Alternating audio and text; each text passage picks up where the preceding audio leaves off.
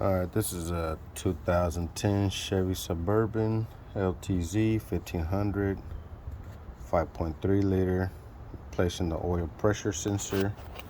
So pretty much all I used, well, I should say, long story short, I saw a lot of videos where they were taking off all kinds of these hoses, the top manifold, and disconnecting all kinds of hoses. And I mean, I guess seems like some years are a little different, but I saw one where they did have it far down deep in there, but I mean, I didn't have to take anything off, and I just took the top cover off, and pretty much this hose right here that's not connected, seems like somebody in the past must have just cheap fixed it, and which is, I mean, okay, but let me show you where the oil pressure sensor was.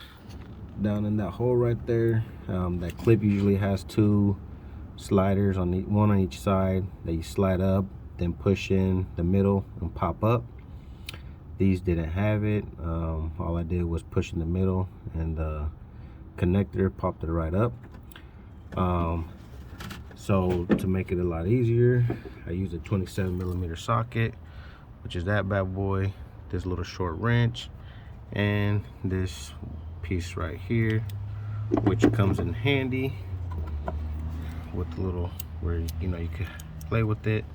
So it gave me enough room with these small pieces and the 27mm socket. It is a 1/2 inch, but I got 3/8 adapter and all that, so made it easier so I don't put a bigger wrench in there.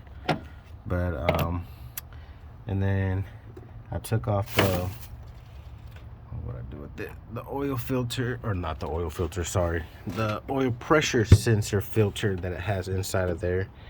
And this is what you get.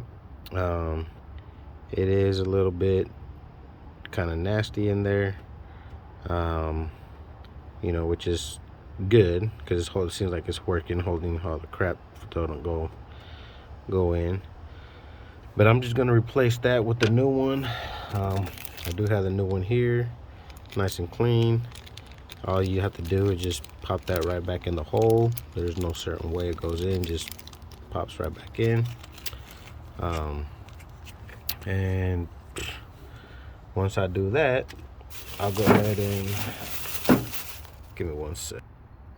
Here's a new oil pressure sensor, 3-wire, which all we have to do is pretty much, so once I get that filter back in there, just slide in there.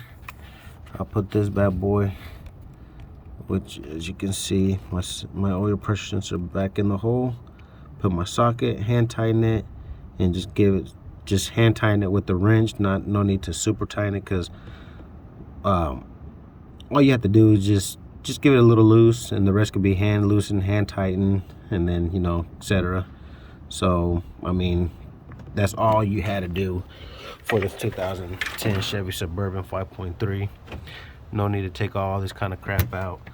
I guess if this hose wasn't messed up there, I would have had to taken out all the way from the bottom. That way it wouldn't be in the way, because it sits like that. So that kind of helped a little bit.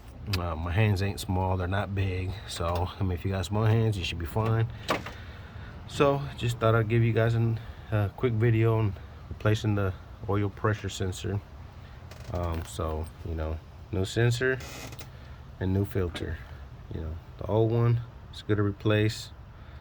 If you're gonna put a new sensor, might as well replace it. $7 piece. Sensor was about 40 bucks, or sorry, not 40 bucks, 80 bucks. But it is worth it. And what made me change it was that my oil pressure sensor wasn't reading. It just dropped one day and gave me the warning to shut the vehicle off, and then I shut it off, turned it back on.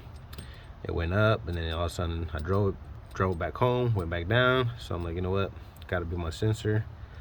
Not a mechanic, so but I do try to save myself money and work on my own vehicles and do what I gotta do to save myself money.